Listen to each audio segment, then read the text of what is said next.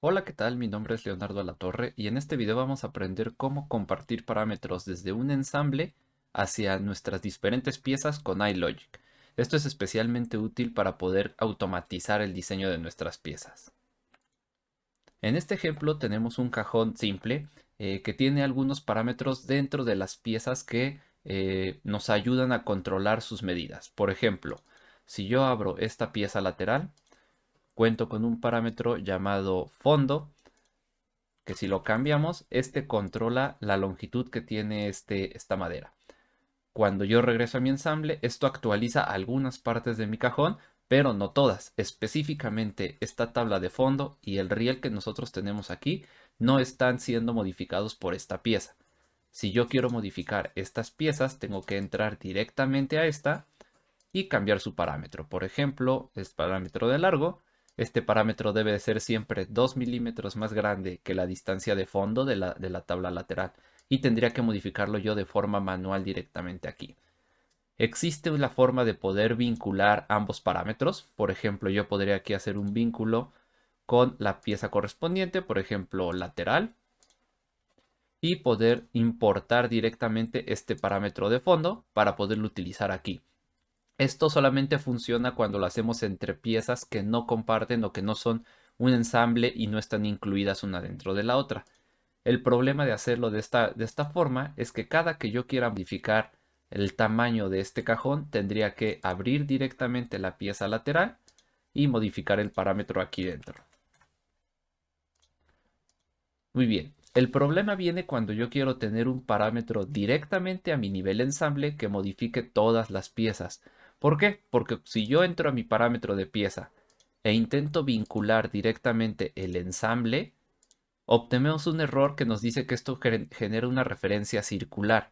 Esto es debido a que este parámetro que modifica la pieza modifica a su vez el ensamble y luego el ensamble modificaría la pieza. Entonces generamos un conflicto de una referencia circular porque cada que modifico algo yo se generaría ahí un ciclo que genera este error.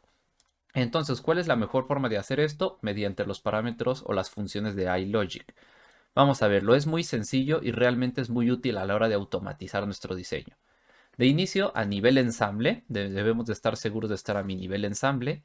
Voy a generar una regla de iLogic. Si no tienen esta pestaña, la pueden abrir desde este más. Y vamos a dar clic derecho y añadir una regla. Esta regla se va a llamar parámetros. No importa el nombre que le pongan, simplemente es para identificarla. Y vamos a entrar al editor de código de iLogic. No se espanten, a pesar de que tiene que ver algo un poco con programación, hay ciertas funciones que nos ayudan a hacerlo de forma muy sencilla. Y vamos a ver cómo lo generamos. Lo primero que quiero hacer es crear un parámetro a nivel ensamble, el cual va a modificar todas las medidas de mi cajón. En este caso se va a llamar, vamos a ponerle profundidad total, va a estar en milímetros y vamos a darle por lo pronto un valor de 400. Ahorita todavía no está vinculado a ninguna pieza, entonces no va a modificar nada. Listo. Ahora sí, creamos nuestra regla, parámetros, ok. Y lo único que debemos de hacer es empezar a igualar los parámetros de cada pieza con este parámetro que nosotros acabamos de crear.